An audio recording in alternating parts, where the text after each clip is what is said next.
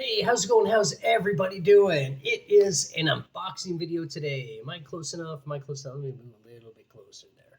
But it is an unboxing video today, and it is going to be Leatherface. Another Leatherface in my collection. If you like Leatherface, maybe you want to subscribe, help me get up to 1,000 subs. If you want to comment, like, do all that fun YouTube stuff, that would really, really help me out. Yeah, no, I'm not monetized. It only helps me out emotionally because I just really want to get to 1,000 subs. Oh, there's a cat about to jump on the table. Or not. Anyway, yes.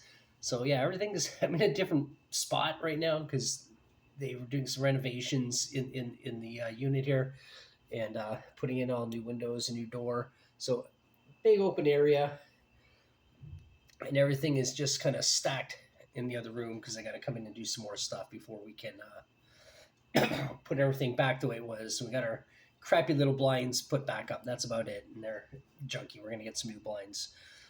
They weren't so bad until someone, I'm not going to say who, but someone we all know and love decided that the blinds would make a great scratching post. So the they got all shredded. Anyway, sorry. Lenny's over here being cute. So, but anyway, yes, this is a Leatherface unboxing. Tomorrow is August 18th, if depending on when you watch this video. But tomorrow, as of filming this video, is August 18th, which means that is Texas Chainsaw Massacre Day. Why? Because that's the date that the movie takes place in. It's also Terry McMinn's birthday, who is the meat hook girl in the film, and the eternally beautiful Terry McMinn. She is she even now she's still a very pretty woman. Back then, stunning. I've always thought Marilyn Burns was gorgeous, but I know something about Terry McMinn just always like, oh, she's so beautiful.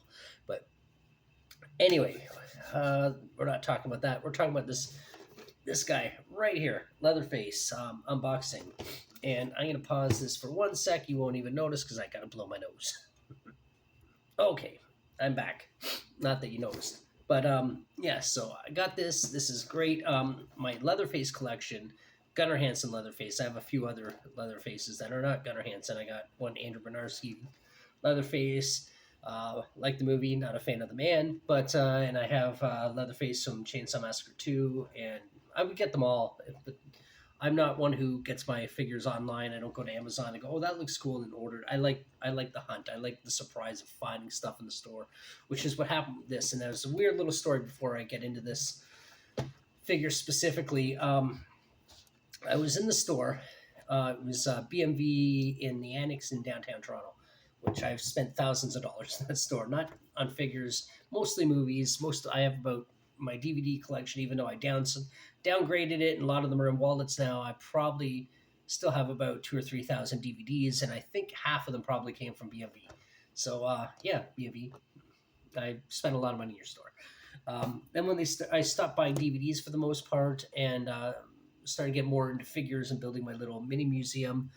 Now my money is going towards that sort of stuff. So yeah, they're still making money off me, which is fine because I like the stuff I buy there.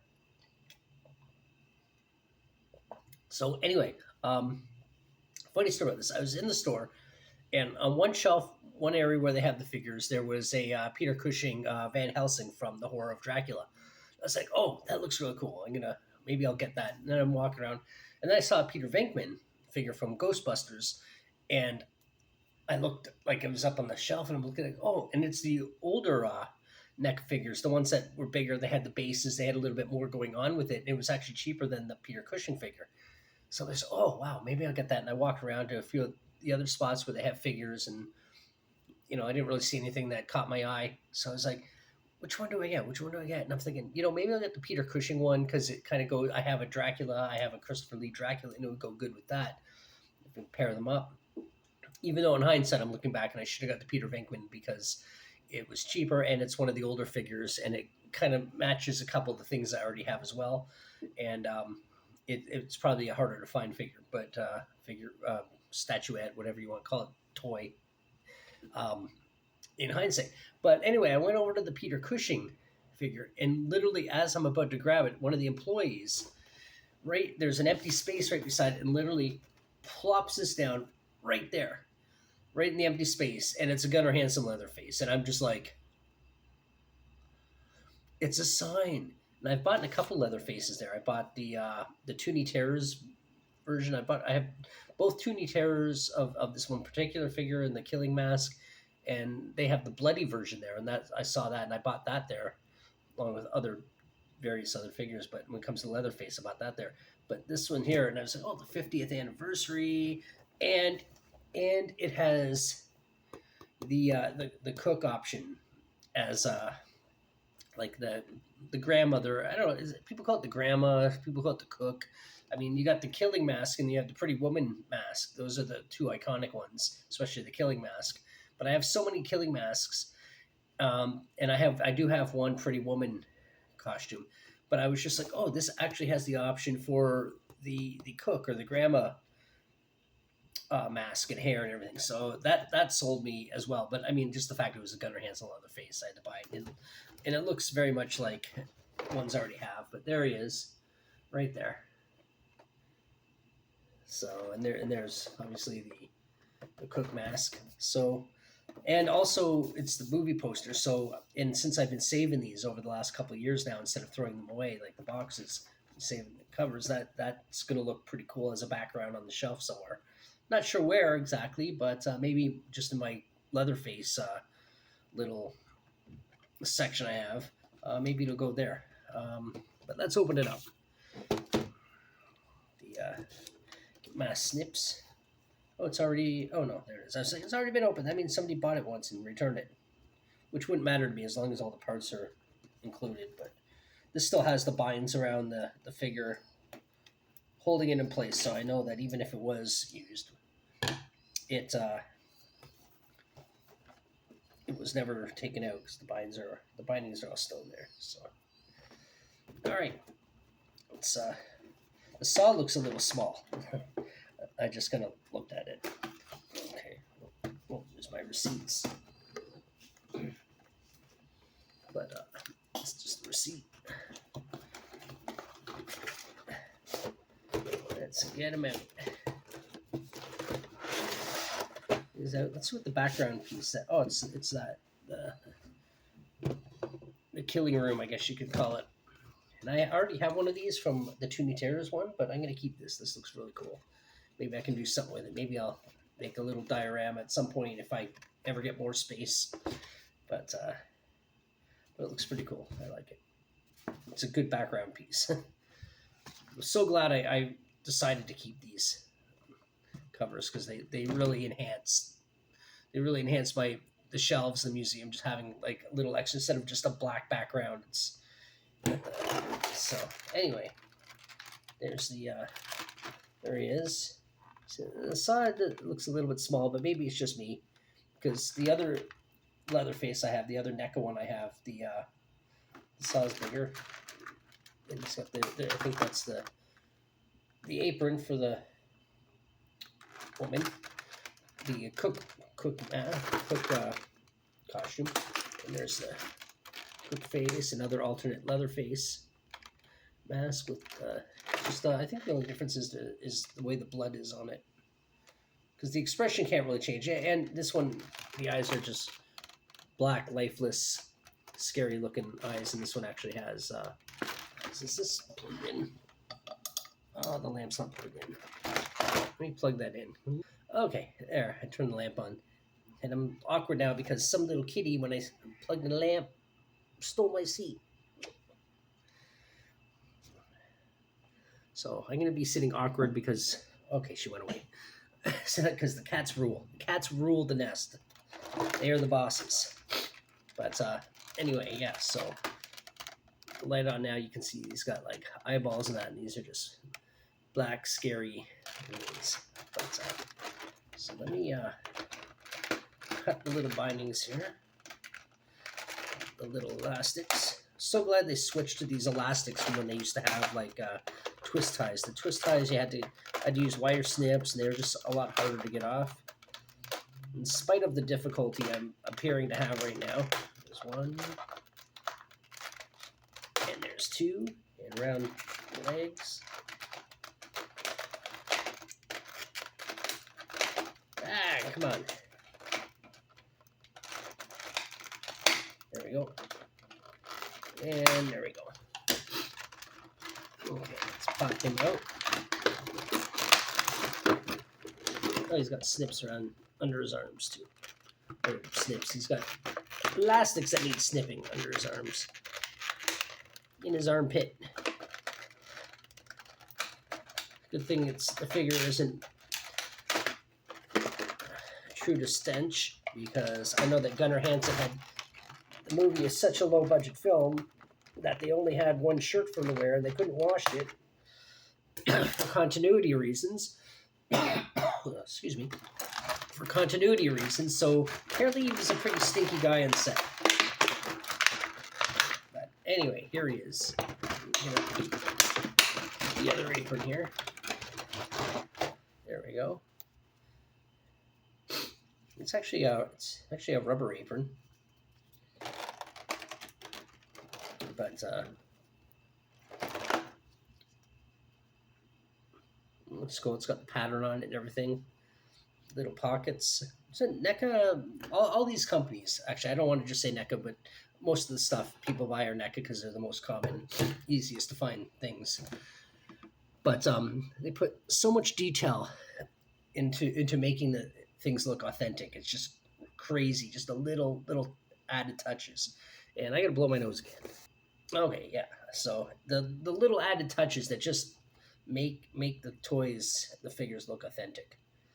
You know, the little folds in the creases and things. But see this articulation, how it's doing. The apron's rubber, it's not fabric, which sometimes is good. Fabric is always nice because it just makes it seem a little bit more realistic, but also it stains easier if it's fabric, or it can get damaged easier. But yeah, got the blood stains on it, and the face looks really good, at least on this one. But like I said, I'm going to be switching it to the Pretty Woman, or not the Pretty Woman mask, sorry, the Cook mask. Other than that, it's got Pam's bracelet on there. And it's actually its own thing, which is nice. It's not molded into the arm. It's got your basic articulation in the arms. Looks like the arms don't swing out, but they do go up and down. The head turns nicely.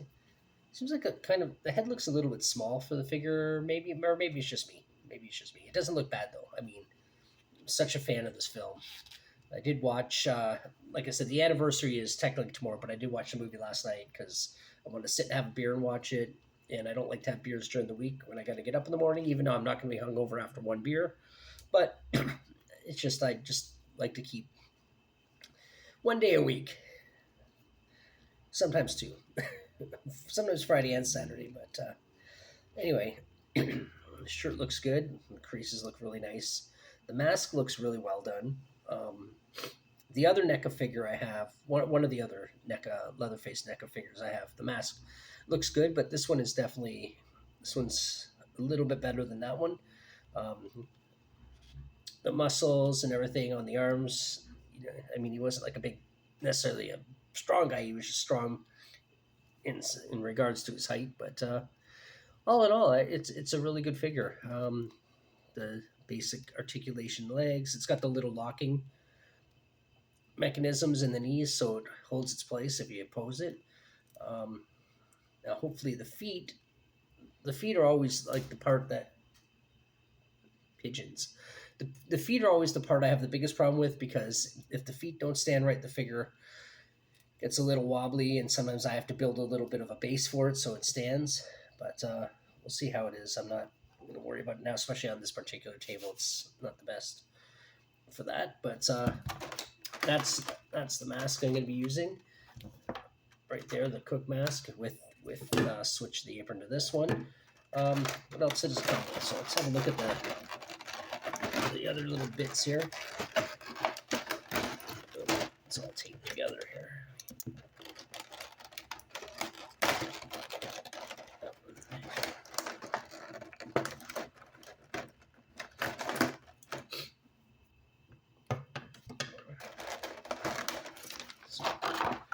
Off. Okay, that didn't really do anything. So I have to put the front here's the saw, the iconic saw, which does look good. It looks like the saw from the film. It's even got. So a lot of people think that's like a label. You know what that actually is in the film? It's has something to do with the brand of the saw, and I don't know if it was like copyright reasons or legal reasons, but that's actually, I think it's electrical tape that covers the name of the company that actually made the saw, which in hindsight might have been really cool to have that because who knows, their chainsaws might have skyrocketed in sales after the film. Maybe not original release, but if the company still exists today, people would probably be buying that just to have an authentic that saw, you know. But yeah, just a little side note. It's got the hands, the here that would be holding the saw. There, these are the figure and holding the other stuff in there. So it's those hands where these ones here are just kind of open. So I might switch to that because I'm not going to have them holding the saw in that particular costume, but I might. Which we got some other goodies here. Just them out. Try not to lose any. But so we got this here, which I don't believe was ever actually used in the film. And these were just little things that were sitting around in the background. I remember this was stuck in the butcher block where he cuts up Kirk, if I'm not mistaken. I might have him hold the mallet though. I really like the mallet. The mallet looks really cool. But I do like miniatures and stuff. You got a meat hook here. That these are just things that I guess if you're trying to do like a diorama, they look good in the background. They look good as little set pieces. You got the little mallet here, and now this is interesting. This in the film has one roll, and right after he hangs Pam on the meat hook, he is moving stuff around before he picks up his saw. He picks up this spoon. Where did I just put it? I lost it here. It's somewhere. Oh, there it is. It's just blending in, same color as the table. He just picks this up and he throws it in the sink.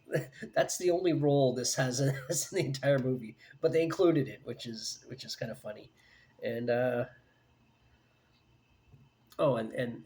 the knife. I believe this is the knife he cut Pam's finger with.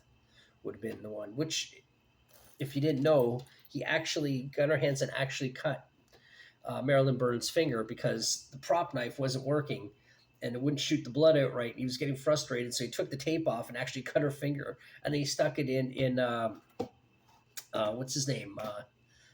Jonathan Dunn? Is his name Jonathan? I kind of forgot his name. The youngest guy in the cast who plays the oldest character, and sticks his finger. So when he thinks he's sucking on fake blood, he's actually sucking on Marilyn Burns' real blood on an open wound. So yeah, just a little interesting side note. But anyway, all in all, let's have a look at the alternate heads. And this one out. Yay, come on. There's the one I want to use. It's the one that's being stunned.